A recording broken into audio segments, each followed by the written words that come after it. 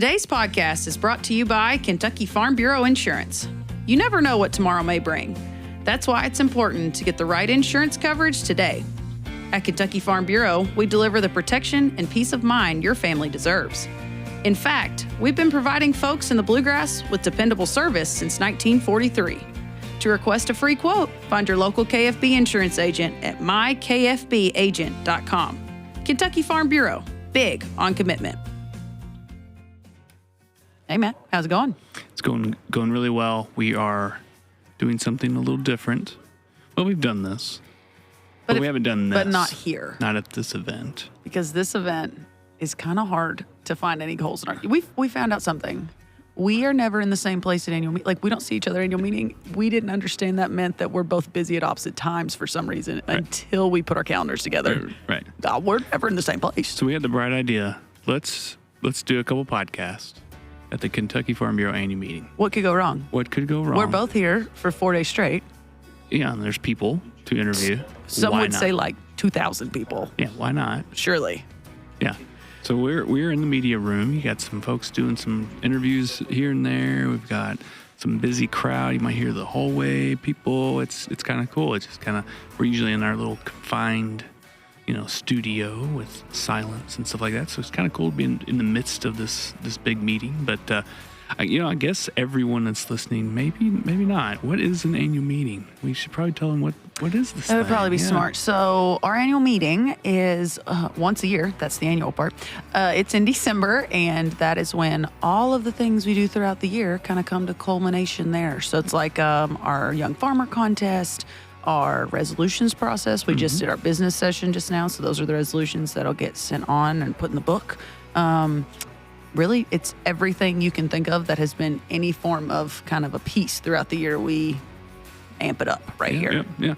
So I don't know if I've told you, but this is my 20th annual meeting. Oh my gosh. I started in 06. Technically, that was, if you actually count it, it's 20 annual meetings. So I've been here a minute.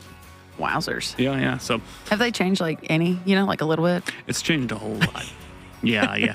I think just in more ways, we do a lot of the audiovisual stuff, and that's clearly different. We have giant screens and do all this crazy stuff. But, it's everywhere from, like tonight, there's the Santa, they're doing like a North Pole, and then the President's Reception's like this elegant event. And it's not that it wasn't, but it's as every year it just gets a little more, more fancy. I love that we call it a reception. So people think it's like, it's finger foods. I'm like, our finger foods, because we're freaking rural people, they're like sandwiches, like little mini burgers and chicken fingers. Like this, you just eat here. People are like, should I go to dinner? And I'm like, if you don't like chicken fingers, small burgers, cheese sauce and dip, you just tapped in on something. I've got something I think is one of the great things at annual meeting. Well, come on with it. All right. So on Thursday of the annual meeting, we get up and we have the trade show. And the trade show has breakfast items. It does. It's wonderful. You get like biscuits with gravy. We always are eating at Farm Bureau. And then we go to a luncheon. We do. We go to the commodity luncheon. You actually lead the commodity luncheon, put it all together. And then immediately after the commodity luncheon, everyone leaves and goes straight to the trade show and eats again. Because there's free snacks in there. It's amazing. But these aren't snacks, like you just said. This isn't finger they're foods. Farm Bureau snacks. They're like meatballs and like sandwiches and cookies and all that. It's something, right? And that's just, and I'm not even making fun of it. I do all of these three things. I go to all three and get a little bit, but yeah, so good eating, good people, annual meeting. It's got, everybody comes together. It's like a family reunion for the Farm Bureau every year. It's a really neat event. Actually produced a video for our guest today. They were a part of the Outstanding Young Farm Family contest years ago, and but they've been doing a new venture the last couple of years, and that's why we have them on today. Yeah, so you'll hear me say it when they get here, but we were talking about this, pioneering this idea of recording in a corner at annual meeting. And when we were trying to think, we need a good farmer, maybe not a competitor, and we thought of maybe a past competitor, but a farmer that we also love their heart. send them an email or give them a phone call about a month and a half out and say, what are the odds we could get 30 to 50 poinsettias for the women's luncheon? And then love them. They bring them up. We make sure they don't, wilt, and they're great, and the quality's wonderful because, of course, it is certified farm market. Obviously, the quality's great. But it made me think of them, and I was like, oh, when we talk or winter, people always think Christmas trees and wreaths, and I was like, what about our poinsettia guys? And so they have a really cool story. They've changed so much over the years, and quite frankly, I don't know if we've ever gotten both of them in the same place behind a camera or in a video, probably since you guys were there eating fried chicken when they were Young Farm Family contestants. So I think it's really cool to have them both here, and their kids have grown just a little bit, so it's kind of neat to hear kind of the full story, but they're just a good group. Yeah, I think folks are going to like this, so yeah, let's hear from the Hardesties. Let's get to it. I'm Renee Carrico. And I'm Matt Hilton. Let's get rural.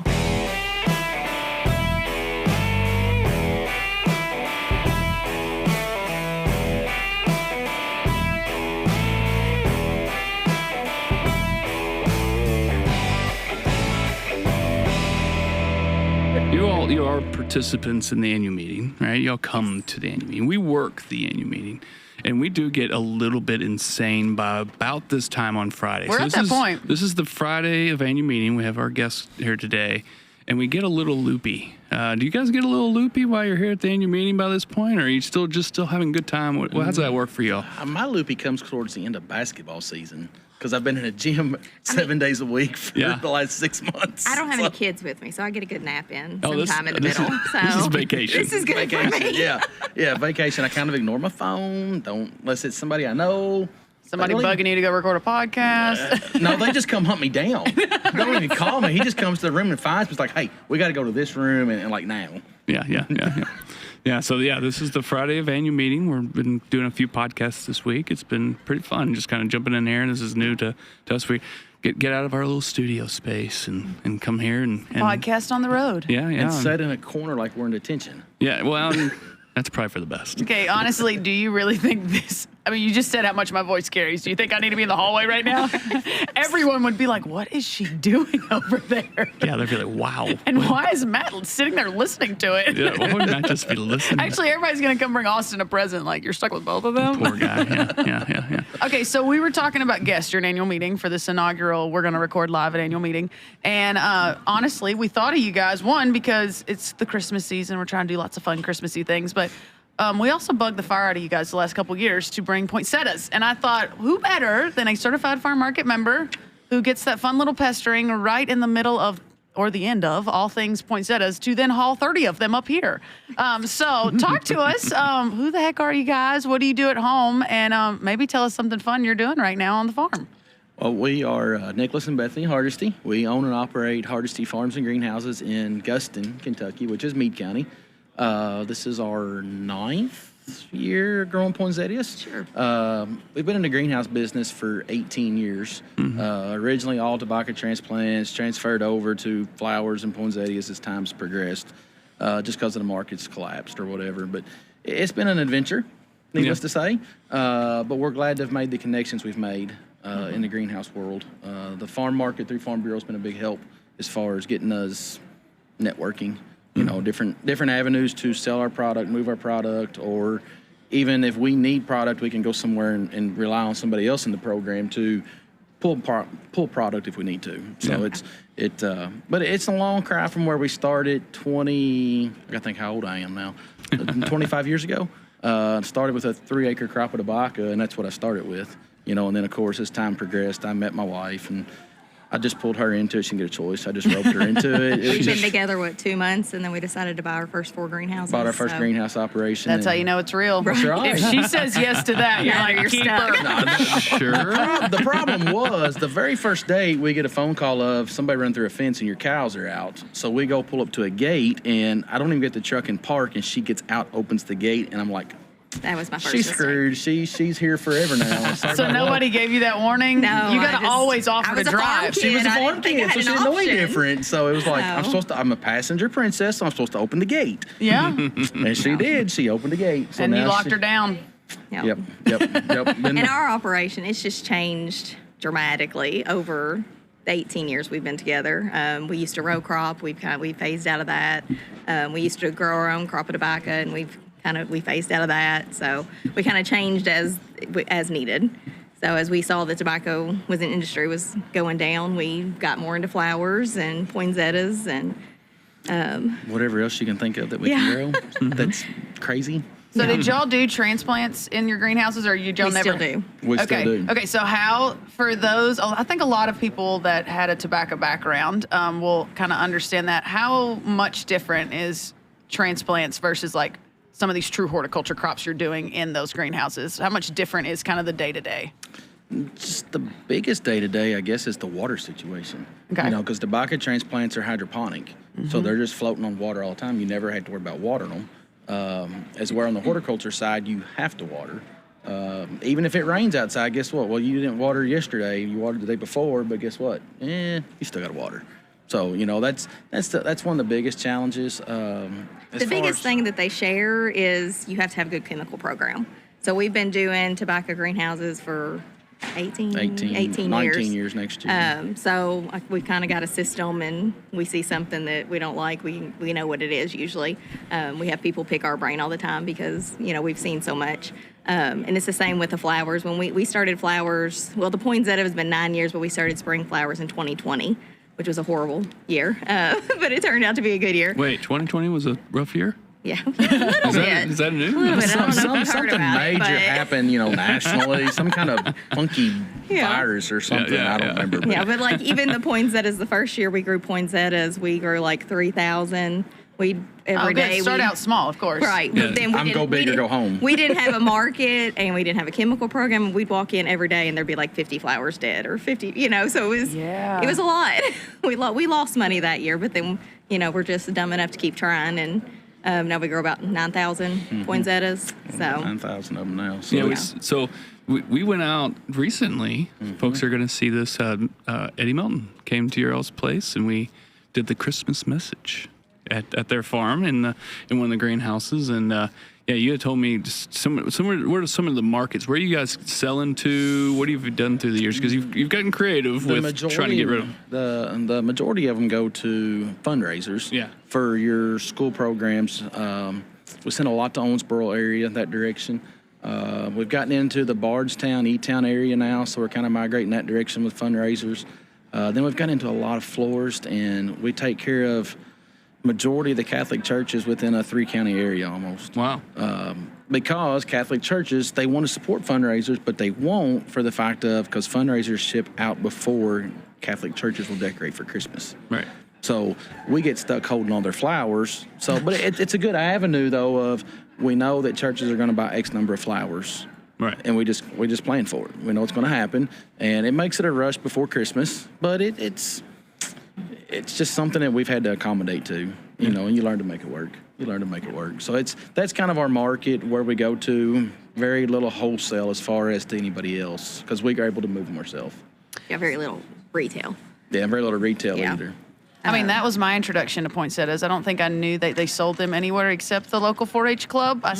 We sold them, my siblings sold them. We bought them from kids before we were old enough. So I don't even know if I knew they came anywhere else besides from the 4-H kid that had to deliver them with their mom. So I kind of think it's cool that still Right. is going. I mean, I'm grown now, and I definitely do see them at the Lowe's and And I the local think- places, but it's still a 4-H kids sign-up sheet at the office. You know, I think that fact that that's held strong is so neat. And I think a lot of people do associate poinsettias with fundraisers because we've tried to sell retail and it just doesn't go as well. Plus, we're in and out so much, it's hard for us to be on the farm for set hours. So Yeah. that's just what works for us. You know, and poinsettias are kind of like a mum. You know, when 10 days before Halloween, if you got mums left, you're just going to throw them away more than likely. Right. And the same way with poinsettias, when you get to that last 5 or 6 days before Christmas, if you haven't gotten rid of them, they're going to the dumpster. Yeah, you're in trouble. Yeah. Because they're not a marketable product after that holiday time frame. You know, take flowers in the spring. We'll sell spring flowers from the 1st of April all the way till the 1st of August. Because somebody will come in and be like, we've killed our flowers. We got a birthday party or a wedding anniversary or whatever. We need something to spruce up the porch. So we'll sell spring flowers for 5 months out of the year almost. It's crazy. So, but that's why that's just a different market those 2 times of the year, you know. So it's you just learn to adapt to it, but it all works out. So I got introduced to these folks when we went out to your place for Outstanding Young Farm Family. I joke with our video guys. We used a shot of your daughter on a some kind of a Battery-powered tractor? battery pink powered tractor. It's just like a shot we use for whatever. I mean, your daughter's like 32 now, right? I mean, like this is the shot needs to be retired probably, but it's really cute. No, you need to get a new shot of her on that tractor now. Yeah, that'd be hilarious. Because we've still got it. It's in the shop. Yeah. The batteries are completely dead on it now, but it is in the shop in the corner. So hey, next year let's plan on it. Let's get her on the tractor seat and little sister in the wagon in the back. Oh, The they'll thing love is, little it. sister's taller Let's see than how that big goes. sister. So let's see how this works. Well, and I bring it up kind of because it's like you guys weren't doing this. You are doing a lot of different things. You're transitioning because your father and you're taking over the farm, and it's just you're a good example of just trying to find a market, build something, change something if you have to keep the farm going. How important is that? I mean, you guys are venturing into what we call generation bridge age now. That sounds a lot better, doesn't it? But how do you kind of talk to young farmers? You guys experience those ups and downs and some risk and taking on some things that are different. How important is that for a farmer to have that adaptability? Well, I think what makes us a little different is actually we aren't having anything passed down to us. We are first generation. Yes, I grew up on a farm. When he was younger, grew up on a farm, but neither one of us had anything past us. Yeah. So that's where we started. He had his first tobacco crop that was small. Cattle. We got into grain farming, but grain farming took a hit. We had that overhead debt.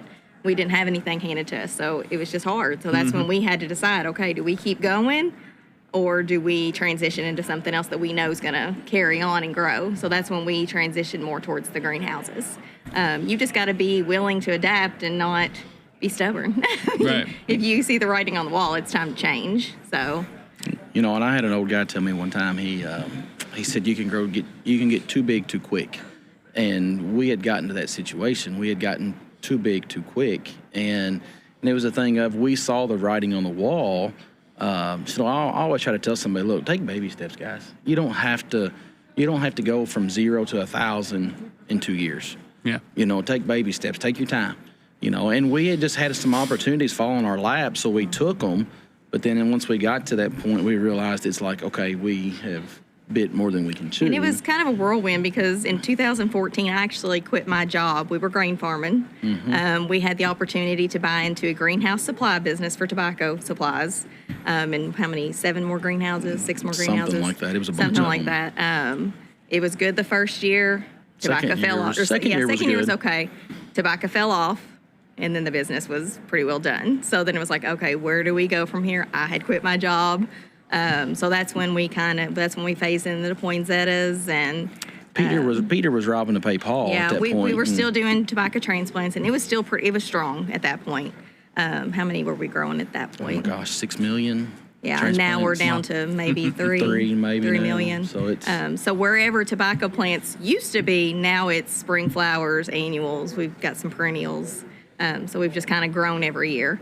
And then in 2024, we actually built our own farm market because we've grown produce in the midst of all that too. So thanks to the child that was driving that little battery-powered tractor. yeah, She's the one that started that mess. yeah, So with 200 it's- tomato plants. So So but it's just a thing of tells people that are young, look, if it's something you want to do, try it. And I remember going to a meeting with my dad when I was a kid. My dad worked in ag retail when I was from middle elementary school age till I was in high school, and I went to a meeting with Dad, and the owner of that place said, "What's the worst thing you can do by starting your own business?" And he said, "The worst thing you can do is fail." He said, "At that point, what happens? You just start all over again." Yeah. And that's my best advice I can give somebody is if you're willing to try it, try it. Because if you make it, you've made it. But if you failed, you didn't really fail. You just had to alter your operation or you had to change what you're doing to make it adaptable to what you're able to do. So it's hard to believe that stuck with me ever since I was like 10 years old. It's just something I remember, of it's one of those things that stuck in my mind. So, but that's what I tell everybody, look, try it. What's the worst thing to happen? So and we're a prime example of it. and that's why there's no hair. That's why there's no hair and it's blonde. Yeah, we don't think you're quite Blonder. gray. It's You may go blonde. straight from blonde to white one day, but It'd be all right. Okay, so I love asking farm markets this. So when it comes to why you tried different things. I think we just got a nugget of one of a kid wanting to do the tomato plants. What are some other stories of like, well, we never thought we would be growing this or selling this, and then all of a sudden, talk through some of those things where they fell in your lap, or the fun kooky stories where you're like, oh, I guess we could try. We've already got them, Right. Well, the tomato plant. So our daughter was maybe 5. She was 5, maybe. She decided she wanted to make a little bit of extra money to buy herself a show pig sign, because she shows pigs. And so we were like, okay, we'll do some tomato plants. So she seeded them all. She wrote the setter, and she made enough to make. I built her a little greenhouse of her own, something that would hold like 4 or 6 tobacco trays. We put some other stuff in there too. And I built her own little greenhouse. It had a cover on it, had bows and a little cover on it, and had it was all hydroponic, and it was hers. And that was the year my dad died, I guess, because it was that spring, because we bought that new tobacco setter that year. She rode that tobacco setter by herself. And she was the sassy sister show pigs. Look at her. There's a lot of size there now, I promise you. A lot of size. And that's when the produce just progressed. Every year we added a little bit more, and then it became kind of our business. And then I guess 2 years ago we said we'd been going to the farmer's market, and it was just getting hard. We were taking 3 trucks to the market, to take everything there, and it was just a lot. It was overwhelming. And we said, look, okay, we're going to try this. We're going to try to sell it off the farm 2 days a week, and we're going to skip farmers markets. And we did. We sold everything that year off the farm, skipped all the markets. And so the next year we're like, okay, we've got to build our own market. We need something that's climate controlled, environmentally friendly for produce and that kind of stuff, instead of a hot shop. And it's to help bring other, like, Kentucky Proud items. That's what we're trying to feature, as much Kentucky Proud as we can. If it's not ours, we want to source it as local as possible. So it's grown, and it's done really well the last 2 years. And the market, our flower production, it kind of helped the market. And the produce helped the flowers, because people knew us from the produce and then came to the greenhouses. So it all kind of builds on each other. You're reaching two different groups of people. Yeah. Yep. You're reaching your people that want to eat healthy, and then you're reaching your people that want to do their landscape and all that kind of stuff. Well, then they end up intermingling eventually. Right. And then Farm Bureau, just being able to talk to the Cornets for produce, or, Janet down at Mammoth Cave Transplants for flowers. There's just that networking. And then it falls into the Kentucky Proud, it's all kind of intermingled and, helps each other. So it's been a good adventure. So I do ask everyone this, and I know that's my 2 regular questions. Is a fun way if you got into something, and then my favorite one probably is, talk to us as people. You said grain farming. When you grain farmed, you probably didn't work with the person that was consuming your product as much. I know you have cattle operations around, of course, and poultry's close by, and that's where some of that's going as a feedstock. But it's a whole lot different than the average consumer coming by flowers or tomatoes. So talk through maybe what was that learning curve, or did you find you were good at things, or you had to tweak some things on how you work with consumers? Like, what have you learned kind of doing that change up?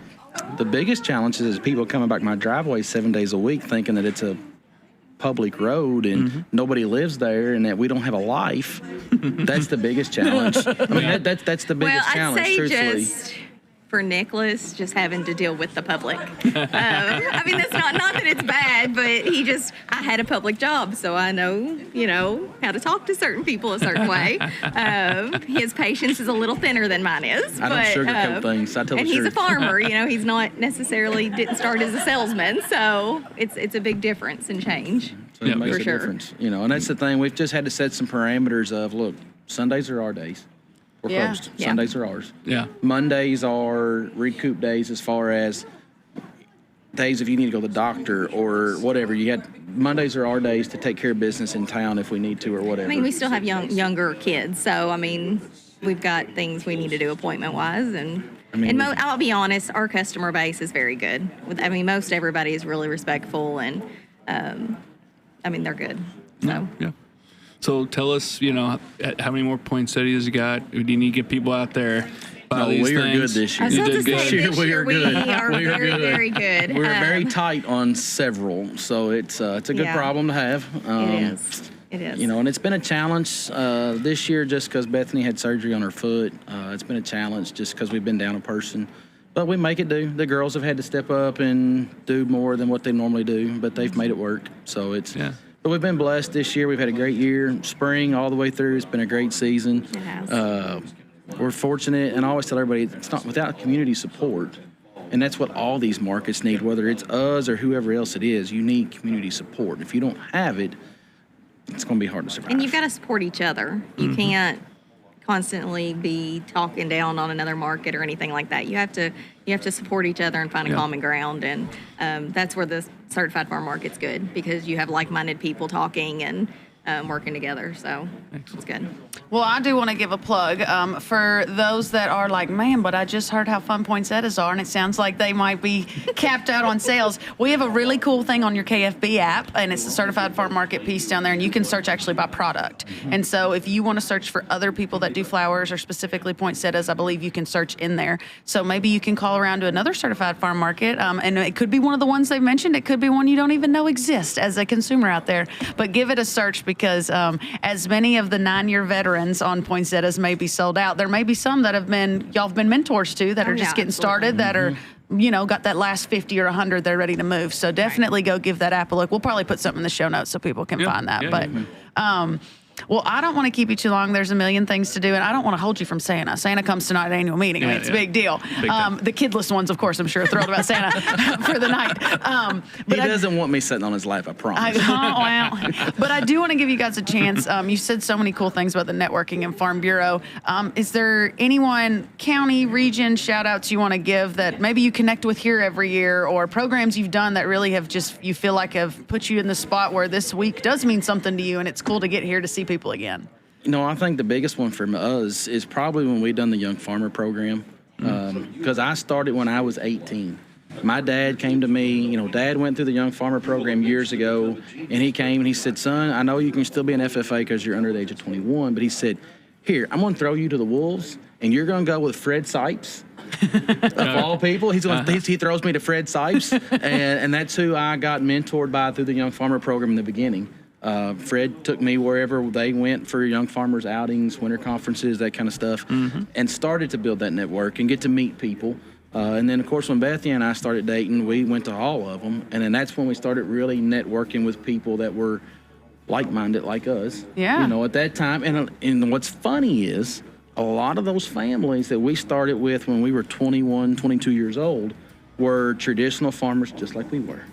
And you look now, they're all on the same path we are. Wow. It's kind of, look at the Lowe's, the Cornettes. They were all traditional farmers, and they're now vegetable farmers, produce farmers. Yeah. And there's a few others in there in that group that were that way too. That, it's just kind of strange how that's all. You've got to be willing to adapt. You've got to be willing to research, talk to other people, and just change if you need to change. I mean, it's constantly changing the industry. So. But yeah, I think the Young Farmer Program definitely. Yeah, for sure. And that's what got our feet so wet in Farm Bureau was the Young Farmer Program. So.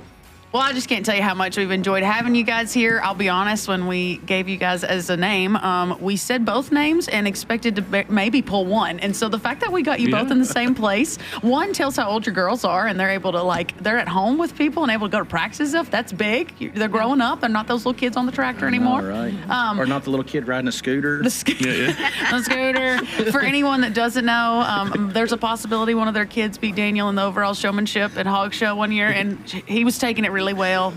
And then she rode by on a scooter just a hee-hawing with her friends, and he goes, I got beat by a kid on a scooter. And he'll never live it down. It's one of the best stories ever. She was 11. She was 11. And you know what? If he don't get it done pretty soon, another one of theirs is going to come beat him. So we kind of told him last year, we better pick this thing up. But no, I think it's really neat to have both of you here. And it's so funny. This does turn into y'all's vacation sometimes for a lot of farm families, whether your kids are with you or not. It's time to relax a little bit. It's sort of the off season, if there ever exists one anymore. So anyway, we just want to thank you guys for being here and doing what you do for your county farm bureau and being here at the state level. We were just in business session. I mean, what more do we do here than network and do the business part? So thank you guys for what you do. You're more than welcome. More than welcome. Glad to do it. Yeah, thank you. All right. Well, thank you, Hardesties, and thank you, listeners. Be sure to check back and look at some of our older episodes, and we'll see you next time on Let's Get Rural.